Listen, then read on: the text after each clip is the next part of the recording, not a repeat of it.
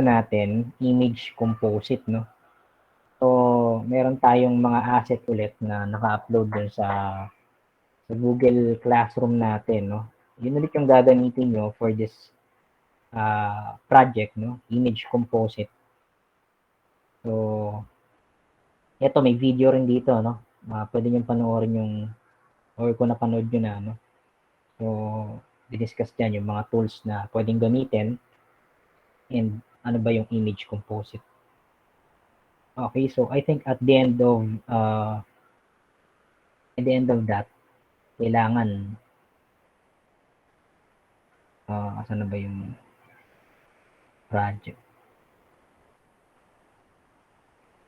Okay, wala rito, no? Pero kailangan ma-cut out natin itong mga to. So, lahat sila, no? Tapos pagsasama-samahin, no? To create an image composite. Okay?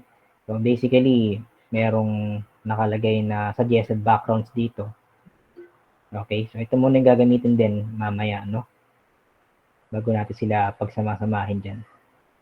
Okay, so isa sa mga powerful tool ni Adobe, hindi lang ni Photoshop is si Pen tool. Although, meron ng mga special features na bago kay Photoshop na madali lang mag-cut out, no, ng mga image from the background. Kaya lang, hindi naman laging ganun. Like for example, meron tayong ano rito, object selection, no? Isa ito sa mga newest tool ni Adobe Photoshop wherein dadrag lang tayo dito, no? Square. Tapos siya na bahala mag-identify ng ating image dyan, no? Medyo matagal nga na. Okay? So as you can see, nakuha naman niya in some parts, but then meron pa ring mga sablay. 'Di ba? Like for example, ayun, sumama sa ulo niya yung caution doon. At the same time, so ito yung mga problema sa mga automatic, no, na tools diyan. Kaya importante, alam din natin gamitin or gawin yung mga manual process if ever na may mga features na sasablay dun sa ating mga tools, no? And as I said, si Pen tool is one of the most powerful tool ni Photoshop. Okay, so sa video, Pen tool din yung ginamit. Eh. So nandito siya. Ito, no? Letter T, yung kanyang shortcut. So ganyan daw siya gamitin. Okay, that is the tradition way, no? Pero ako kasi iba yung style ko sa paggamit ng pen tool. Pero try muna natin siguro yan, no? So, ganun lang, maglalagay ka ng mga nodes. Nodes yung tawag dyan sa mga square na yan. So, pag naka-color blue siya, ibig sabihin selected yung nodes, no? Pwede mong gawin yung ganyan, no? Na nagko-curve, hinihila lang. Okay, so try natin. Basically, ang goal natin dito is to create curve, no? Kunyari, yung ulo dyan na yan, no? Mula dito. Okay, yan, kulay blue, selected. And then, pagdating mo dito, so ito curve to, di ba? Okay, so, hold your mouse key. Yun yung okay or whatever. Ano ba to? Right click, left click, no? Naka left click ako. Naka-hold yan. And then, drag lang. Okay, drag. So, yun yung mga placeholder.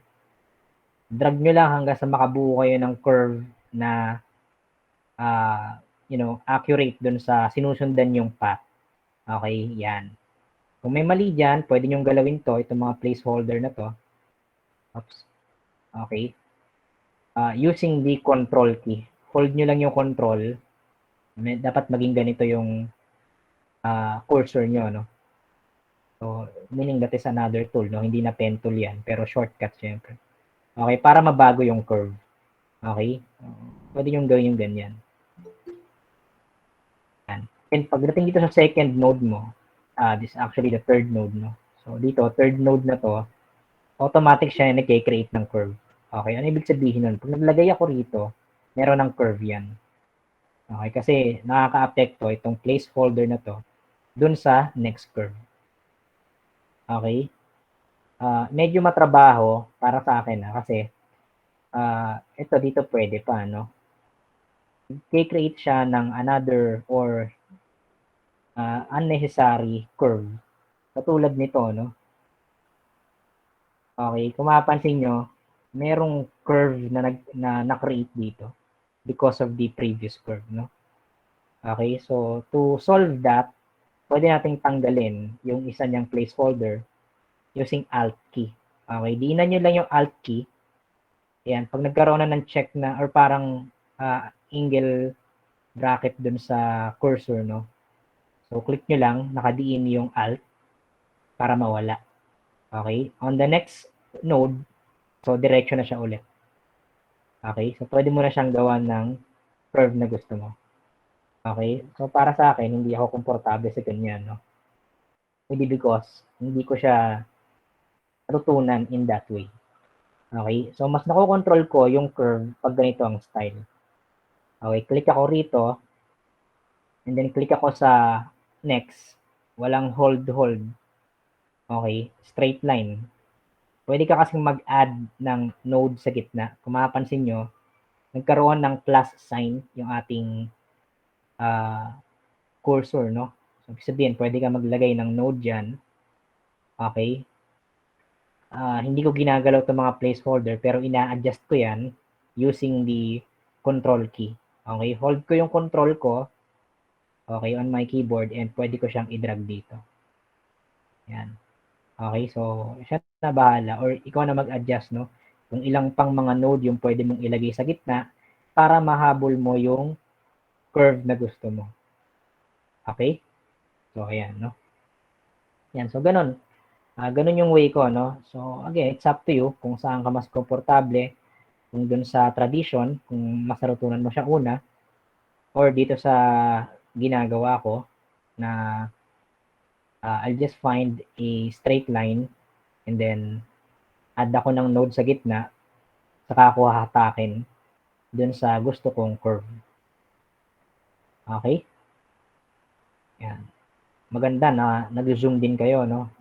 Importante, alam nyo rin yung shortcut nung hand tool. Okay? Which is the space bar, no? Hold nyo lang yung space bar nyo, making hand tool na yung current tool. So, as of now, naka-pen tool ako. So, pag hinold ko yung space bar, or kahit pindutin ko lang, no? Ayan, nagiging hand tool siya. Okay? And then, I can easily jump from one tool to the hand tool. Okay? Ayan. Hanggang sa matapos, no? So, bigyan ko na lang siguro ng emphasis yung mga importante na na-discuss doon sa video. Anyway, pwede nyo namang i-rewind, no, yung video natin.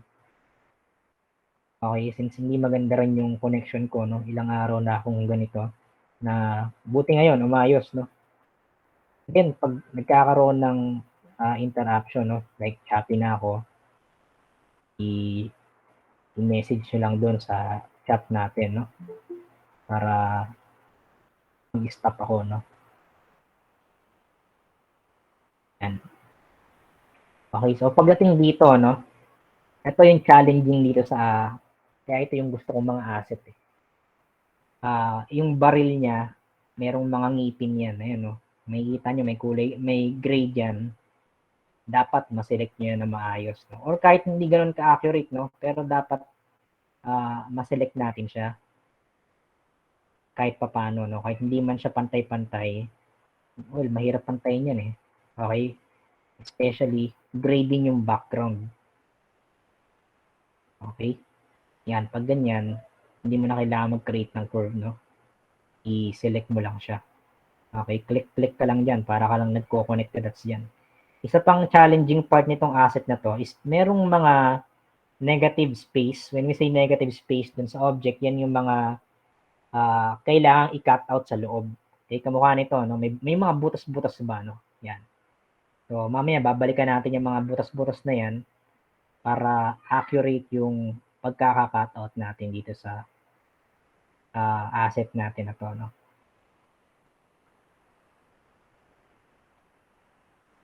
Okay, tiyagaan lang, no? Well, para sa inyo naman to, para syempre, masanay kayo, no? Isa pa lang to, I think mga 10 pang ganito yung kailangan nating i-cut out, no?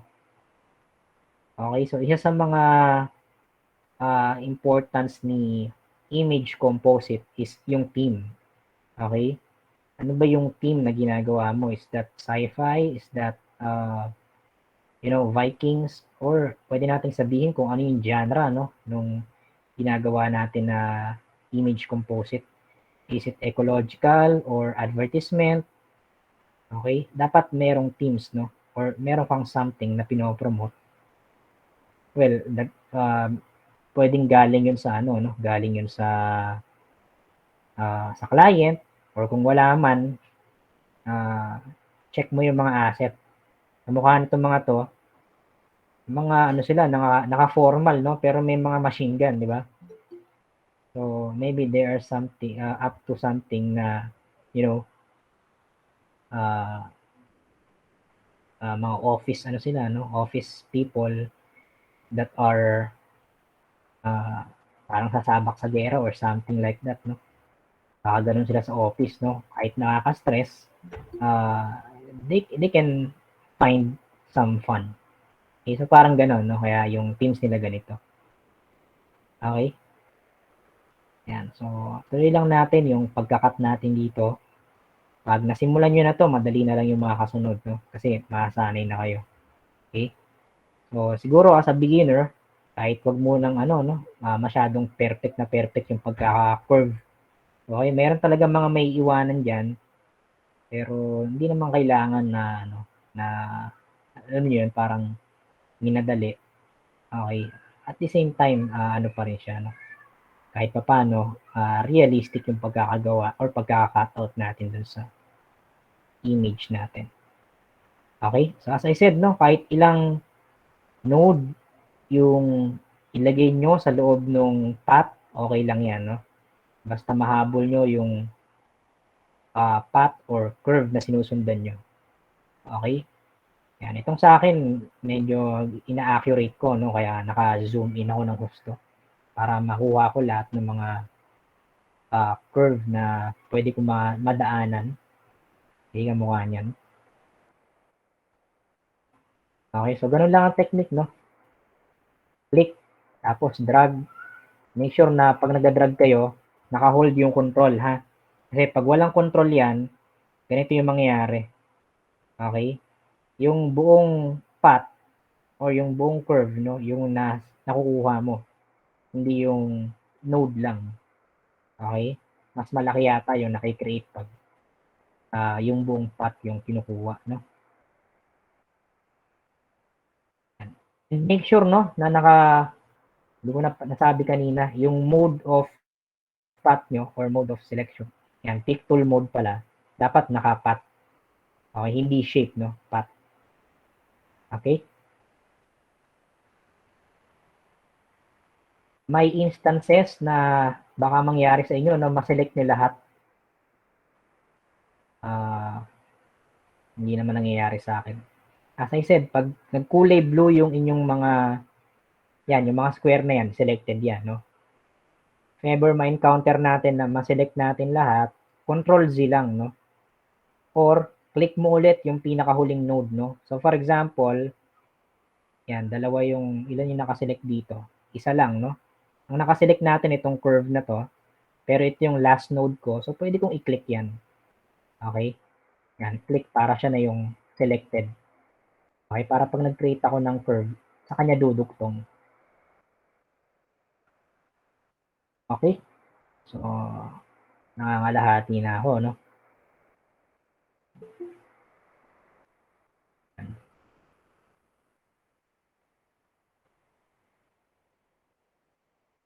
Yung iba, ang ginagawang lasso tool, no?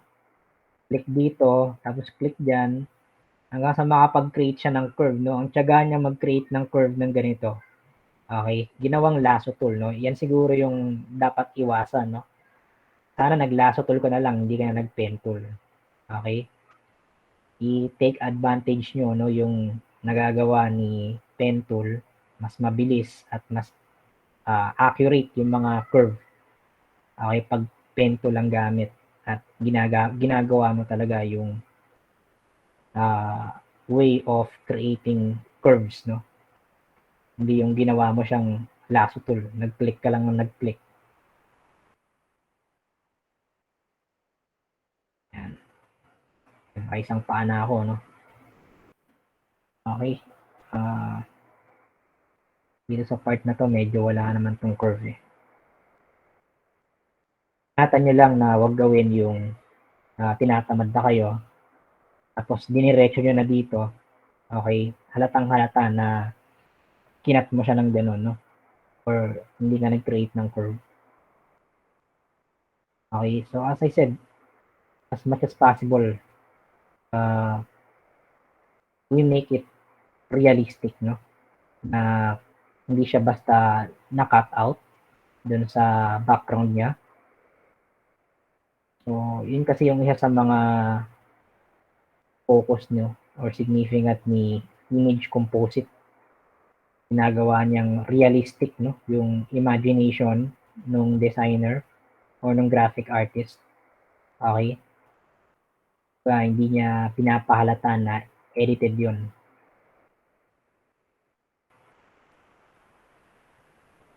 Yeah, so tapusin ko lang to.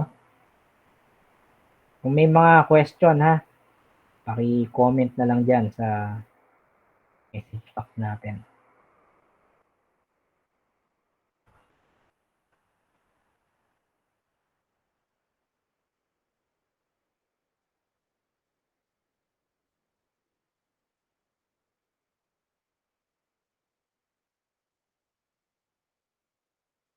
Okay, comment ko lang pala, no, very good yung gawa nung halos naman, no, halos lahat. Maganda yung pagkakagawa dun sa poster natin, naintindihan kung ano ibig sabihin ng design samples, no. 3 design samples yung hinahanap ko. Most of you naman, hindi nagpalit ng picture, hindi nagpalit ng text, ni-rearrange lang. Okay? Background, okay lang napalitan, no? Kasi ang importante sa mga ganyan, poster, yung text, hindi mapapalitan. At the same time, yung object or yung model nila, no? Kamukha ng model natin, si John Singers, no? So, very good, hindi nyo siya pinalitan, no? At yung requirement, no? Yung size, titingnan nyo. Ang laging nauuna sa size, width. Okay, width times height yon, no? Kaya kung kunyari 24 by 36, so 24 yung width, 36 yung height, ibig sabihin portrait yon. Okay, huwag na kayong gagawa ng landscape, no? Yan. So very good naman nakuha yung instruction na yun. Okay, so mukhang patapos na ako rito. Nandito na ako sa kamay niya o sa braso niya, no?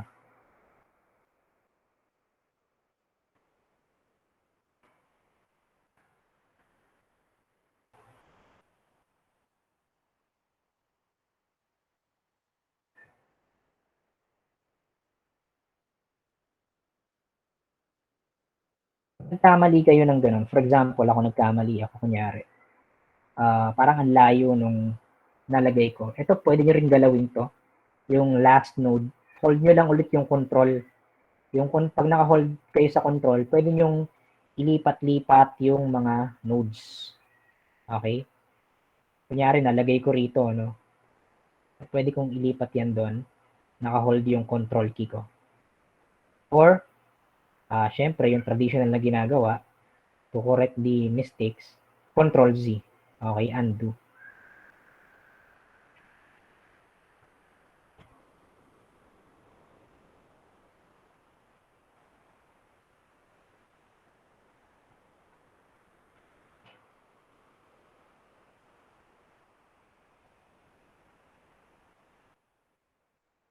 Ayan, so naka-loop na ako dito. Malapit na ako matapos dun sa loop cut ko.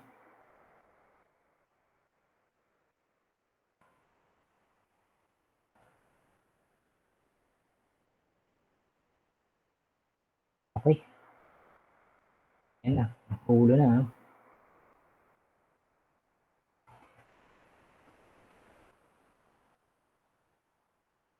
Ayan. Okay, so tapos na, no? Yan. So, pag ganyan, naka-select lahat ng aking node, kulay blue lahat, no? Pwede nating i-right click yan, right click. Okay, and make selection. Okay, ako, I usually set my feather radius to 0. Okay, yung feather radius, yan yung softness ng pagkakakat, no? Okay, pag ginawa mong mataas yan, like for example, 5, and ito, no? I already duplicate my layer. So, try natin i-copy paste. Control C, Control V. Okay, and hide ko muna itong dalawa. Yan. So, ganyan ka, ewan ko, kalala, no? Yung pagkakakat. Pag ganun yung style ng feather mo, no? Kaya ako, naka 0 pixel ako ron. Okay? Yan. 0 pixel. Yan. Ako ngayon, ika-copy paste. That's another option, copy paste, no? Control C, Control V. Okay? Or, pwede kang gumamit ng mask. Ito, yung mask natin na to. Japan yung tawag namin dyan. Itong icon na to sa baba, no? Para mag-create siya ng layer mask. Yan. So, may layer mask na siya. Tanggalin natin yung visibility ng background. Okay? So, ayan siya. Cut out siya. Okay? So, yung layer mask kasi, ano lang yan, parang illusion lang yan, nakaka-cut out siya. But in reality, nagkaroon lang ng yung term talaga, no, na mask kasi pag ginamit natin yung brush tool sa mask at naka-white yung ano natin, kamukha nung ginawa natin before, naka-white yung foreground natin dito sa baba, no? Ito. Okay, babalik lang yung mga parts na nawala. Yan, kamukha niyan. Okay? And that's another option if you want to, you know, use them in later actions. Okay, but for this one, meron kasing ibang gagawin pa dyan, no? Okay? Yan. So, copy-paste ko na lang muna. Copy-paste. Or siguro, duplicate na lang natin. No? Meron tayong isang mask. Okay? And then, meron tayong isang naka-copy-paste.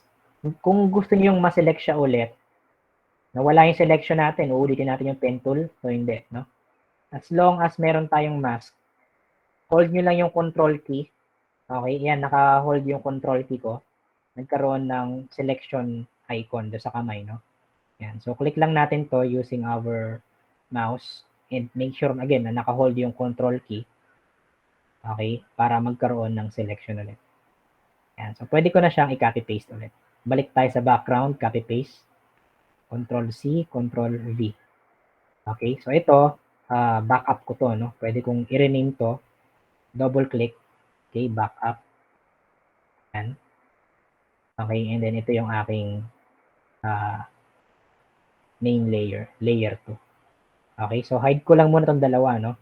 Kasi meron pa tayong mga tatanggalin dyan. Ito, no, yung mga negative space niya. Pwede yung gawin yan sa layer mask. Pwede rin dito sa copy paste, no? Doon sa video, sa layer mask na ginawa, ano?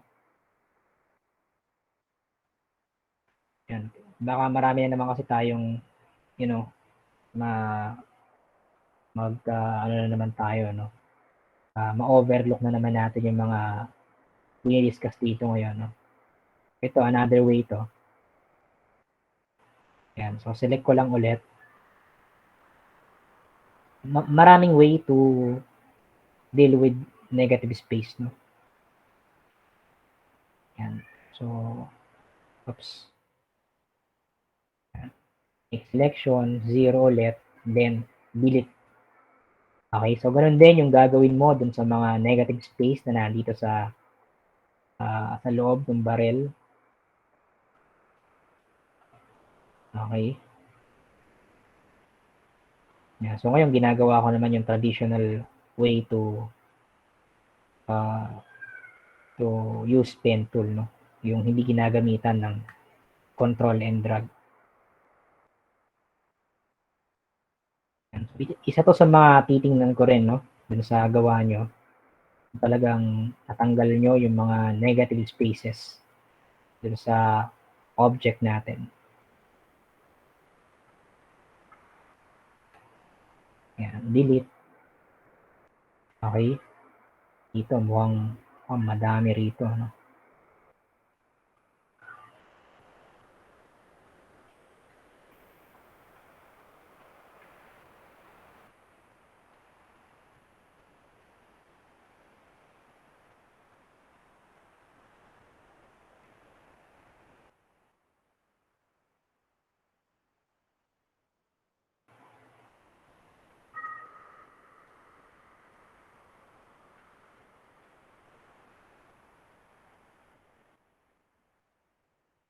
Okay, sir. Question. Pwede bang sabay-sabay na lang i-select yan? No? Pwede naman. Ang gagamitin mong mode dito, ito kasi meron tayong mode of selection, no? Or path operation. Combine shape. Yan. So, pag combine shape, alam ko pwede yan eh. Pero ganun pa rin naman yan. I-select mo pa rin using pen tool, no? Yan.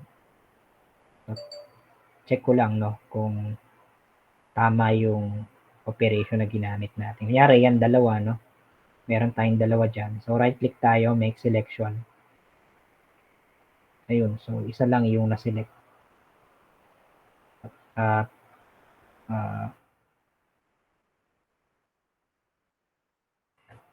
siguro, isa na lang para sigurado, no? Yan. Iba-iba rin kasi yung angulo, no? Kung i-copy natin or i-drag na lang natin yung selection na yun.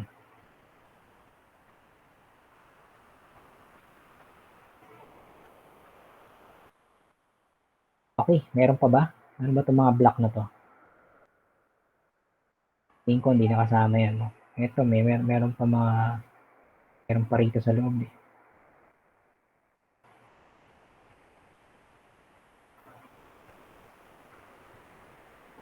Ayan, mga small parts na lang naman na yan. So, siguro kahit hindi na ganun ka-accurate, no? Yung ano natin, yung mga selection natin dyan.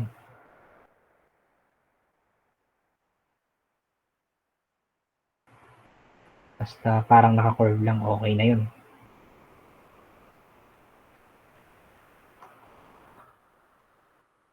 Yan. Okay. So, siguro for now, okay na muna yan, no? To consume time. Okay, so ayan, meron na tayong cutout, no? Kung meron ka ng cutout, select mo siya ulit, or pwede mo siyang i-save, no? As PSD. Okay, pero maganda naka-crop na yan. Select natin siya ulit dito sa layer natin, control, hold your control, and then select. Okay, then go to the crop tool, that's letter C.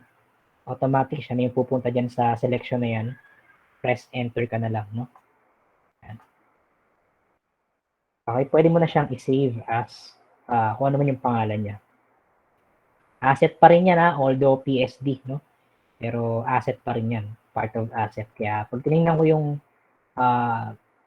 file folder nyo, dapat nakalagay yan sa asset folder natin. Okay, so masyadong malaki yung document na to para sa PNG, no? Wala yung mga PNG ko rito. Okay, so siguro okay na muna yan, PSD lang. Hindi ko naman siya kailangan i-display, no? Okay, so pag naka-save na, isa sa mga titingnan mo rin dito, yung texture. Okay? As you can see, isa yun sa mga effects, no, na pwedeng i-apply sa image composite yung texture. Like for example, kaya ako nag-zero ng radius is because I want to, pertain the texture. Like ito, matigas to barrel. So okay lang na naka 0 pixel yan. Pero yung mga soft part niya, like itong damit, no, kailangan naka soft din, no? Wala tayong mga gawa dyan. Hindi na natin pwedeng balikan yung radius. But then, meron tayong blur tool. Okay, ito yung ating blur tool, no? Ito ba yun? Tama ba yung nakita ko? Ayan, blur tool, no? So, yun yung gagawin niya, no? To blur certain part of image, no? Okay, blur tool. Pwede nating dagdagan yung strength. So as of now, naka 50% yan. Like for example, gusto ko mga 70. Yan. Then I can brush dun sa yan, din sa mga part na to. Okay, para mag-soft siya. Okay, as you can see, no, may mga parts or mga colors na medyo nawawala. Okay, maybe because that is the part of the background. Okay na mag-decide, no, kung yung skin niya, ito, balbas to So siguro okay lang na naka-blur yan. Sa skin, siguro pwede kayong magbawas, no, ng strength dyan. Okay? Lampasan ko muna yan. Ang gusto ko lang munang lagyan ng blur yung mga edges ng damit. Okay, so ganun lang naman siya, no? Padadaanan mo lang yan. Okay. Yan, padaanan mo lang yun ng isang stroke.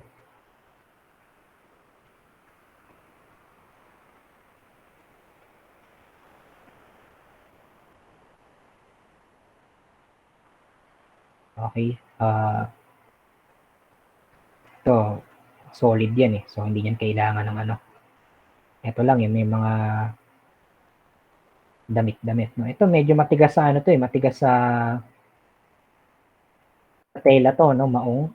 Pwede tayo magbawas, no? Ng strength yan. Siguro mga 60 or 55. Yan. Okay, so ganun katrabaho, no? Yung mga ganitong project.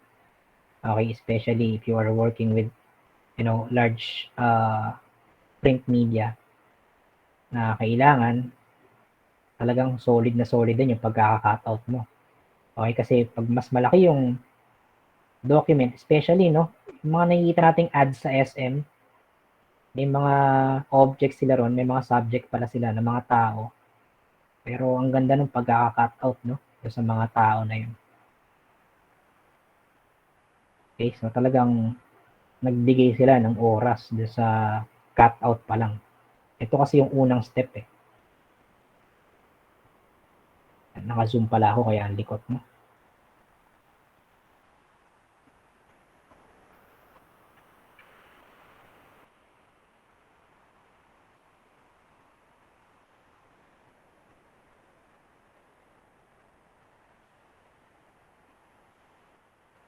Yan.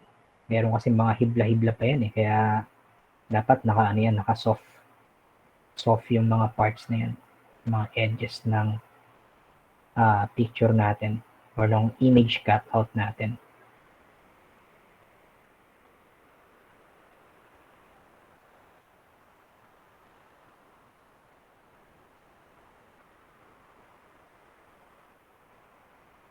Diniretso ko na sa sapatos, no? Kasi ito naman yung pinaka-list na titingnan sa isang tao, no? Yung sapatos.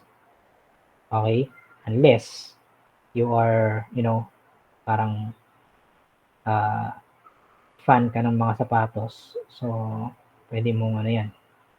Pwede kang maging sensitive sa ganyan na babawasan mo pa yung radius or yung strength ng iyong blur.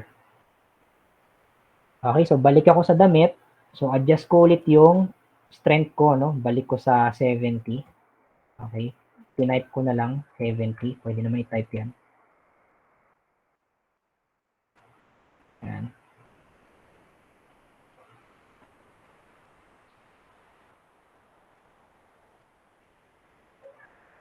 Okay, so ayan, naka-isang cycle na ulit ako, no? Yan. Yung sa skin, siguro mas yan, konting soft lang, no? Tansyahin nyo na lang, siguro mga 80. Wala namang yan. Hindi naman siya ganun ka-soft, no? Pwede siguro natin lakihan, no? Para mas mabilis tayo.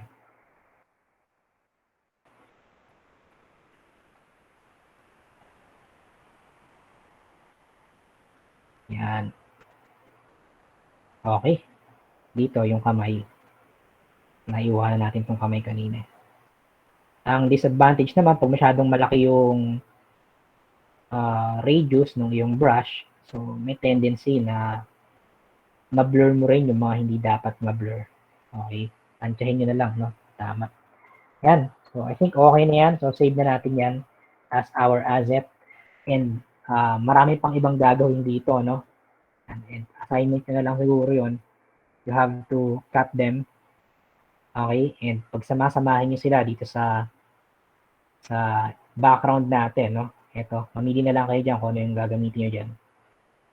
If you want to choose this background, may nasa ano to nasa video to, no? Yung light source, no? Kung saan ba papunta yung light. Kasi pag nilagay natin siya doon, kailangan yung mga naka-highlight or yung mga, yung mga tatamaan ng sunlight dun sa part niya, dapat mas maliwanag. So as of now, neutral yung ating shadings dito, yung highlight saka yung shadow. I-adjust mo pa yan, no? So again, nandun yan sa sa video tutorial natin. Okay? Sige. So as of now, yun muna.